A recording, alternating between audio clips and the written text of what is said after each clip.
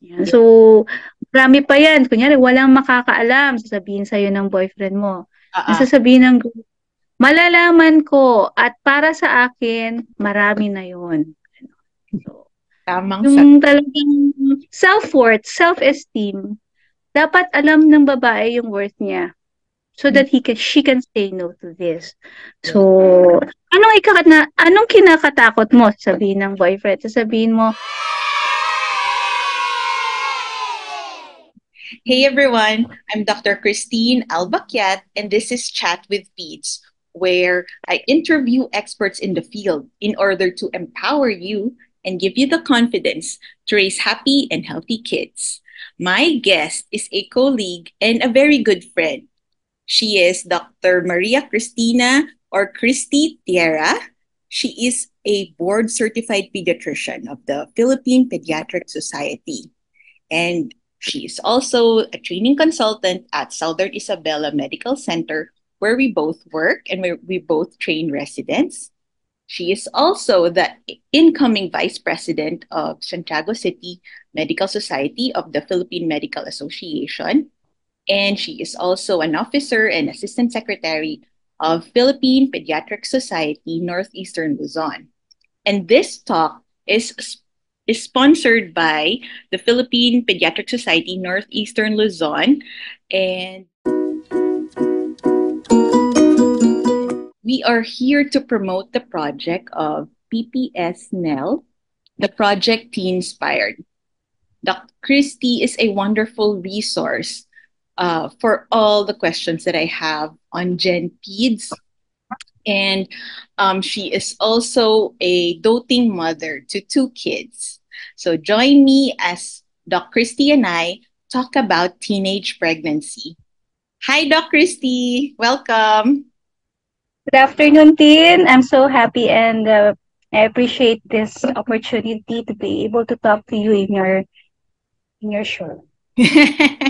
Yes. So let's get Pero started.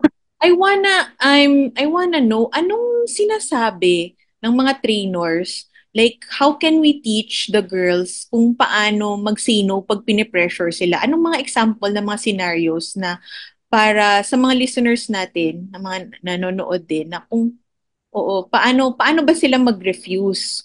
Na alam nilang kunyari hindi ready pero pinipressure na sila. Paano po ba? oo. So for example, sinabihan ka ng boyfriend mo, sige na, ngayon lang naman. Kaya ang Opo. sasabihin, yan nga ang kinakatakutan ko eh. Okay, mas gugustuhin ko pang protektahan ang sarili ko para sa taong mamahalin ako habang buhay.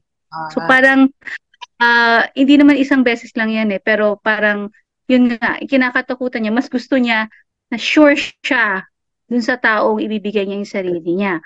Or, so, so kunyari, tinatanong ka ng boyfriend mo, kung talagang mahal mo ako, mm-mm. ibibigay mo. So, anong sasabihin dapat, girl, no? Kung talagang mahal mo ako, hindi mo ako pipilitin. So, Ah, yun ang pwedeng. Yan. yes. So, marami pa yan. Kunyari, walang makakaalam, sasabihin sa'yo ng boyfriend mo. Ah, Nasasabihin ng girl, malalaman ko at para sa akin, marami na yun.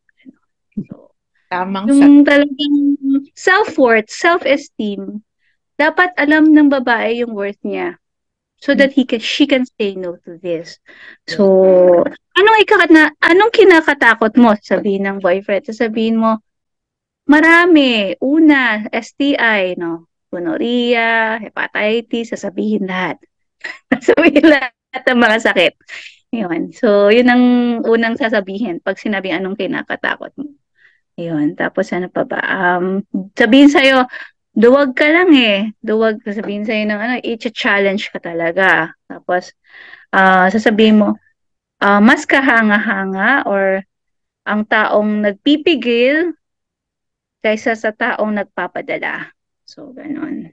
Yun, yun lang naman, mga more often than not, yun ang mga sinasabi ng mga teenagers. Pang Okay. pressure. Nako, those are very empowering. Thank you so much, Doc Christy, sa session natin. Ang dami kong natutunan at Nag-enjoy ako sa topic, no? At hopefully makatulong sa parents and sa ating teenagers. Yes. Yes. So, Christy, for those na taga Isabela na gusto kang ma-consult or gusto kang ma-reach, saan po kayo? Anong clinic schedule niyo po, Doc? Mm, um, meron akong clinic sa Flores Hospital, Tuesday, Thursday, and Saturday sa umaga. Okay, tapos o kaya sa ating hospital sa SIMC, nandun din ako pag Monday and all every day naman. So, yun ang schedule ko. Yes. Doc Christy, again, thank you so much for this. And uh, more power to you na mas madaming teens and parents ang ma-reach ng Project Inspired ng PS. So, Yes. So, thank you so much, Tin, sa opportunity to. And actually, we are currently trying to improve this workshop kasi parang wala kasi kaming evaluating tool para malaman kung mhm. ano yung kaya so we're trying to do our best every time. So we hope na we hope that the families and teenagers would have a way to reconcile and have a healthy relationship para ma-stop tong epidemic ng teenage pregnancy. So yun lang naman yung aming prayer. That's the goal para ma-empower yung teens din po. Okay. Thank Yes. you so much, Doc. See you tomorrow. Thank you. Thank you.